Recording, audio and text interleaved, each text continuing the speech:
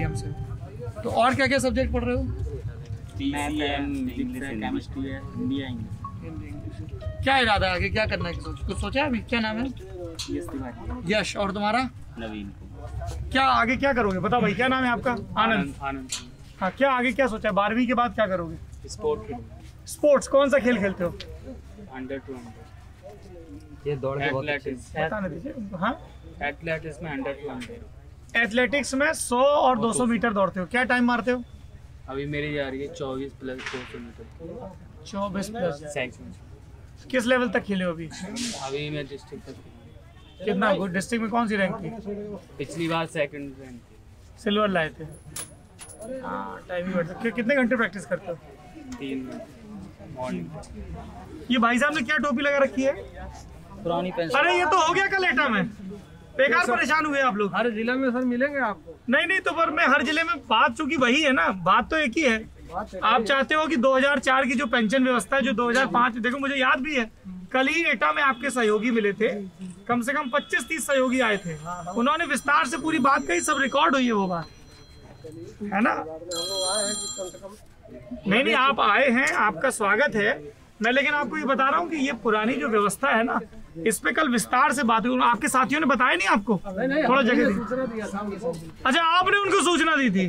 क्या बात है, बढ़िया कोऑर्डिनेशन है। तो ये तो स्पोर्ट्स में जाएंगे, तुम लोग क्या करोगे? मैं तो कंपटीशन करना। कंपटीशन में क्या? अभी कोई निश्चित नहीं है, मतलब कंपटीशन ही ज्वाइन करना है। मतलब सरकारी नौकरी करना? सरकारी। और तुम्हें गुरु? एनडीए करना है।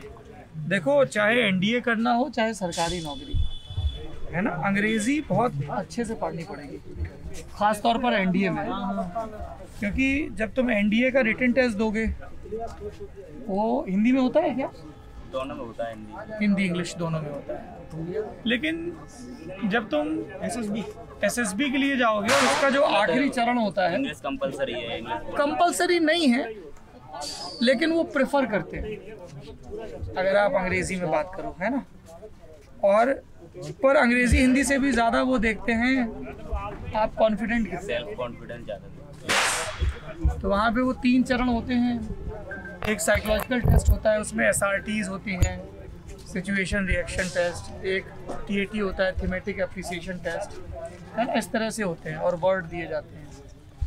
और फिर ग्रुप वाले होते हैं, 2 दिन चलते हैं, है ना, ग्रुप टास्क।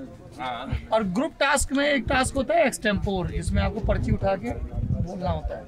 और तीसरा फिर आप बोर्ड के प्रेसिडेंट या वाइस प्रेसिडेंट के साथ वो करते हो। तो अंग्रेजी अच्छे से पढ़ो। तुमने किताब में ही अंग्रेजी पढ़ रखी है पूरी, क्यों भाई आनंद? हैं? अरे प्रभु पार्क में लंदन टॉप वाले अभी 2 ही चैप्टर पढ़ाएंगे। कोचिंग वैसे स्कूल इंग्लिश की कोचिंग करते हो क्या? स्कूल में ठीक से नहीं पढ़ाई जाती इंग्लिश?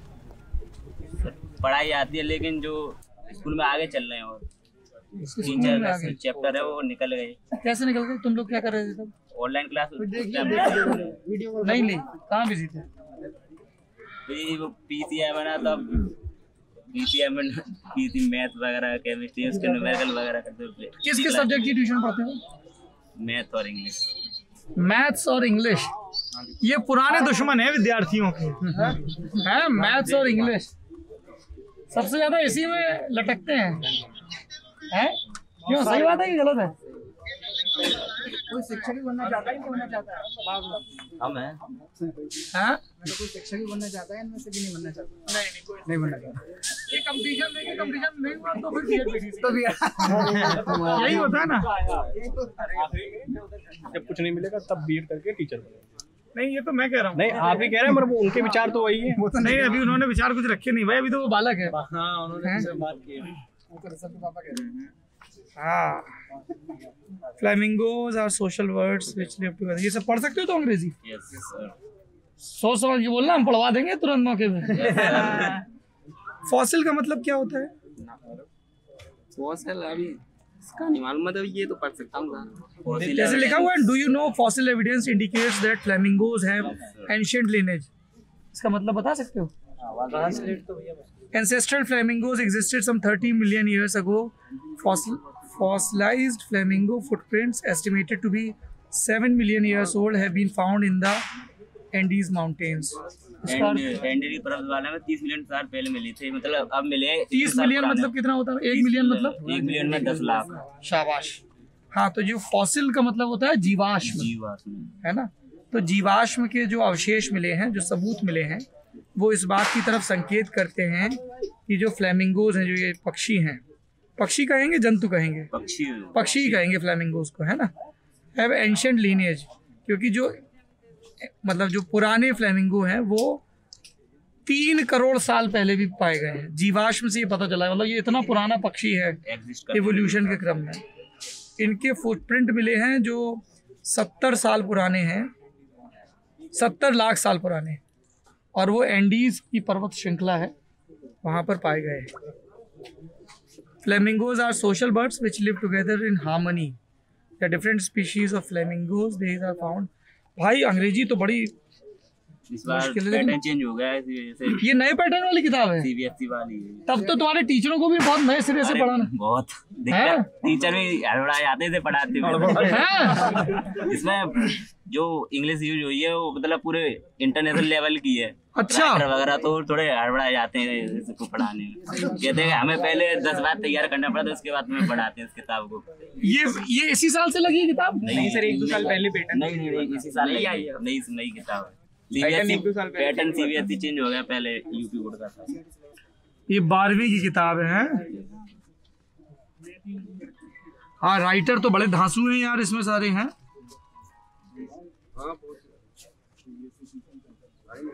बढ़िया है। तो सब पैटर्न चेंज हुआ कि सिर्फ अंग्रेजी का? अंग्रेजी का भी पैटर्न चेंज हो गया। हाँ, सब चेंज हो गया। मैथ, पीसीएम सब एनसीईआरटी, खाली हिंदी नहीं, मतलब हिंदी तो वही है यूपी बोर्ड की, और सब विषय एनसीईआरटी। हिंदी यूपी बोर्ड की है? तो तुम्हारा बोर्ड यूपी है कि सीबीएसई? UP board. अच्छा, तो अब यूपी बोर्ड में भी एनसीईआरटी किताबें पढ़ा रहे हैं? Yes sir. एक ही है, मतलब वो इंग्लिश में ट्रांसलेट है और ये हिंदी में है। अच्छा जी। लॉस्ट स्प्रिंग, बसंत ऋतु होना, स्टोरीज ऑफ स्टोलन चाइल्डहुड। फिर ये ऑथर के बारे में बताया गया, अनीस जंग है। बढ़िया। Lost spring, stories of stolen childhood case है। Here she analyzes the reigning poverty and traditions which condemn these children to a life of exploitation. Notice these expressions in the text, infer their meaning from the context. ये barcode क्यों बना हुआ है?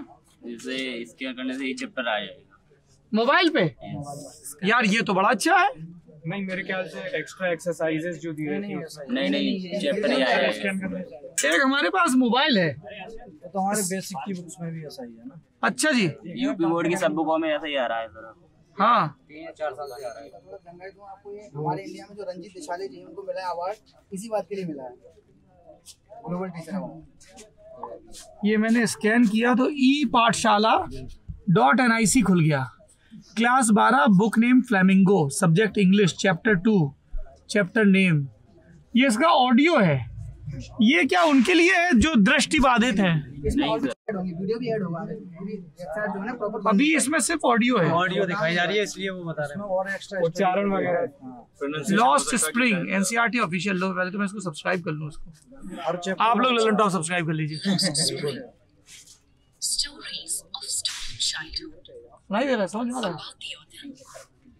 Anis Jung was born in Rourkela and spent her childhood and adolescence in Hyderabad.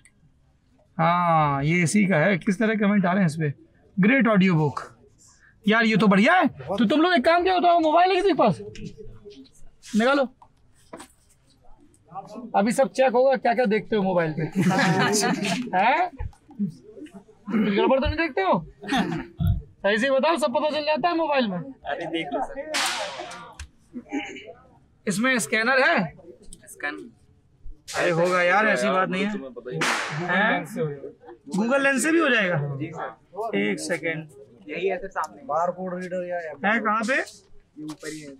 ये तो one tap search है। Google पे आगे हो जाएगा सर। नहीं होना चाहिए। क्लॉक, कैमरा, गूगल असिस्टेंट है, मोड्स। गूगल पे आता है सर वो लेंस।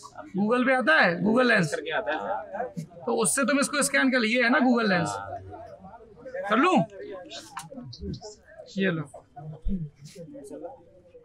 हाँ ये हो गया सर दवाई ये।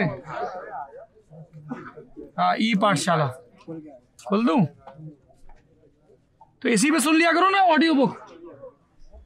ये तो बढ़िया है यार, ये चीज है। गवर्नमेंट ने वो दिशा ऐप, देखो दिशा ऐप का है, दिशा ऐप लॉन्च किया, दीक्षा ऐप। अच्छा वो भी इसी के लिए है। ऑफिशियली एनसीईआरटी का ऐप है। दीक्षा में आपका स्वागत है। गवर्नमेंट टीचर पढ़ाते हैं यार ये तो बहुत बढ़िया है, बहुत अच्छा किया, मतलब ये बहुत अच्छा। क्या नाम है आपका? ये देखो क्या बता रहे हैं। ये बहुत अच्छा इनिशिएटिव है जो एजुकेशन के मामले में यूपी सरकार और साथ साथ एनसीईआरटी भी कर रही है। दीक्षा ऐप है, या जो जितनी भी किताबें हैं उसको डिजिटलाइज करना, ऑडियो फॉर्म में भी और वीडियो फॉर्म में भी। मान लो खुदा ना खास्ता इनकी ये किताब नष्ट हो जाए, किसी के पास छूट जाए, तो ये ऑडियो बुक पे जाके सुन सकते हैं। इसमें और भी इम्प्रूवमेंट होगा। ये आपको जानकारी थी?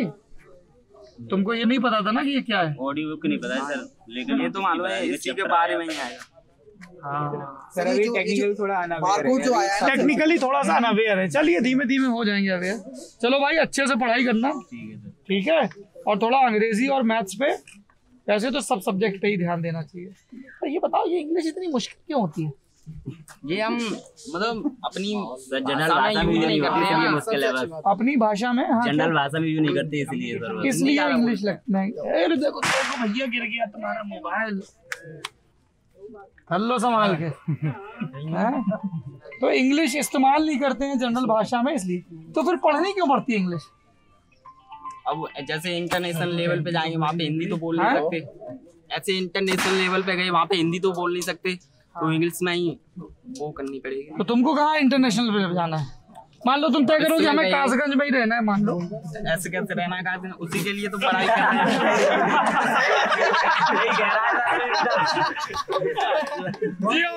तो तुम्हें कहाँ जाना है बताओ?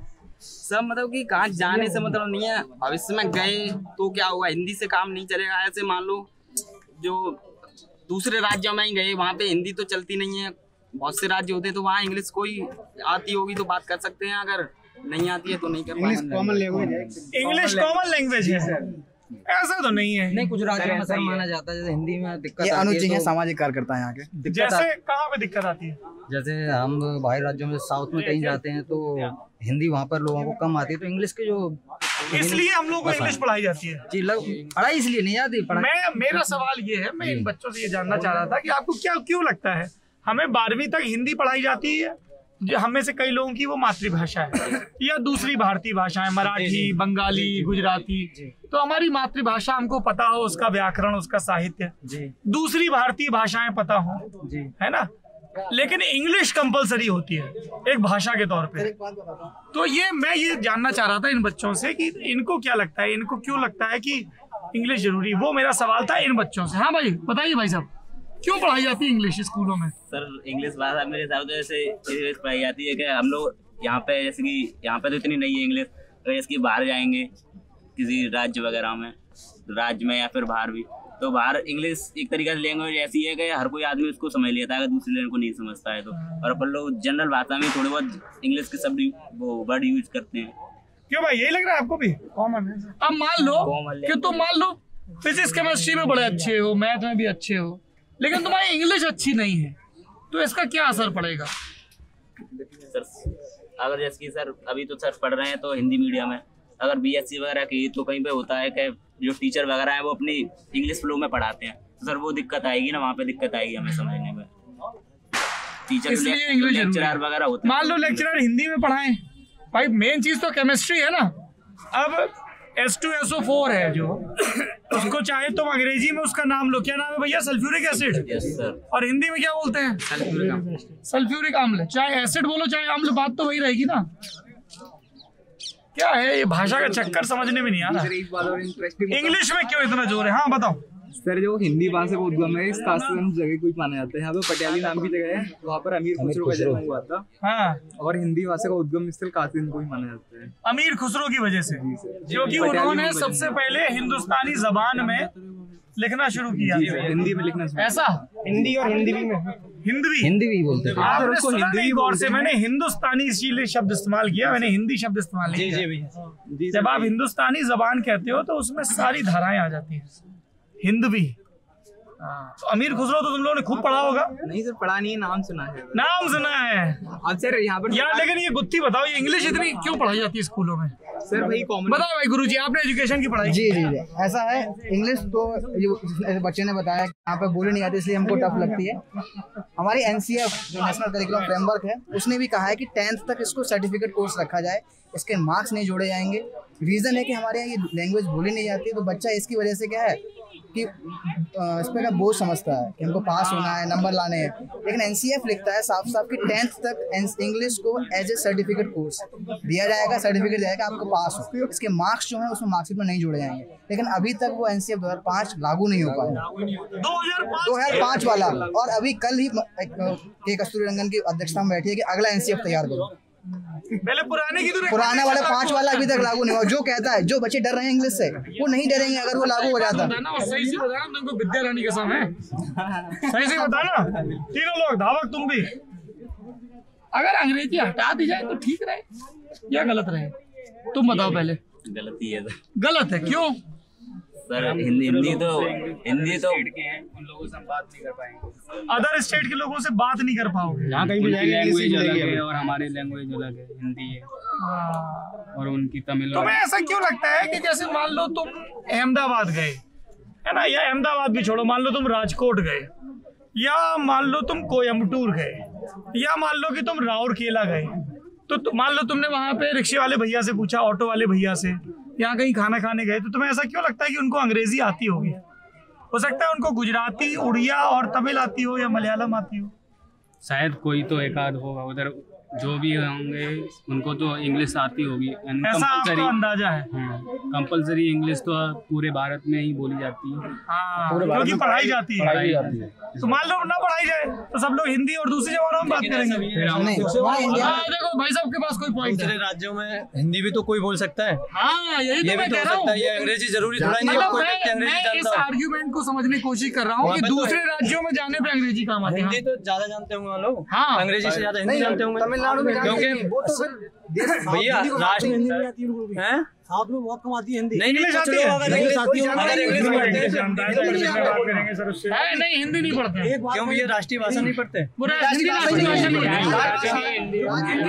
नहीं है भैया। 343 कहता है कि राजभाषा है हिंदी। राजभाषा हिंदी समेत कई भारतीय भाषाएं राजभाषा है। हमारे यहाँ एक त्रिभाषा फॉर्मूला चलता है। त्रिभाषा चलना था, चल ही नहीं पाए। वो NCF जो है अभी तक फॉलो नहीं हो पाया। त्रिभाषा फॉर्मूला अगर लागू हो जाता पुरानी पेंशन तो बेस्ट फॉर्मूला होता है, जिसमें आपको अपनी मातृभाषा समेत 2 भाषाएं और सीखनी होगी। आप सोचो आयुष, आपने हिंदी पढ़ी होती साउथ में और एक विदेशी भाषा पढ़ी होती, इंग्लिश या स्पेनिश या फ्रेंच। अरे सुन लो, अरे उत्तेजित मत होइए। मैं बालक की तरफ से आपसे माफी मांगता हूँ।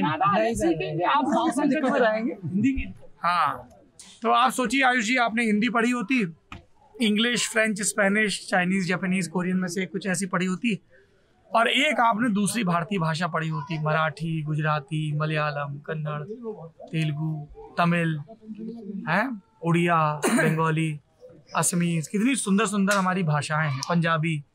कितना आनंद रहता आपको। त्रिभाषा फार्मूला, आप लोगों को भी त्रिभाषा फार्मूले के बारे में पढ़ना चाहिए। इसके बारे में और सर्च करिएगा, लल्लन टॉप पे भी आपको आर्टिकल मिल जाएंगे। हम लोग आए हुए हैं कासगंज में, ये अद्भुत कमाल का शहर, कस्बा, अमीर खुसरो का शहर, पटियाली, रंग जी का शहर। और किसका शहर? तुलसीदास जी का। अमीर खुसरो हो गया। अरे हो गया, लेट हो गए तो पार्टी में बोल दिया गया था। भगवान वराह का अवतार भी है। भगवान वराह का अवतार, द्रौपदी का भी शहर यही है। पांचाल प्रदेश, रत्नावली का शहर, सोरो में। ऐसे अद्भुत कासगंज में हम लोग आए हुए हैं, और ये 3 बालक बेंच पे पढ़ रहे थे, सोच रहे होंगे किस घड़ी आए। क्लास लग गई, बढ़िया। तुम लोग मेहनत से पढ़ाई करो, हो सकते हैं छुट्टी पर। ठीक है? क्या बंद कर गया हो क्या? नहीं सर, नहीं सर, मैथ की है उसके बाद। कितने बजे बैच? अच्छा, कोचिंग और कोचिंग के बीच में है। चलिए, ऑल द बेस्ट, बढ़िया से पढ़ाई करिए, और हम भी अपने काम पे चलते हैं। कासगंज के लोगों से बात। Thank you. इस तरह के निपट देसी वीडियो सिर्फ और सिर्फ मिलेंगे लल्लन टॉप यूपी पर। सब्सक्राइब करें।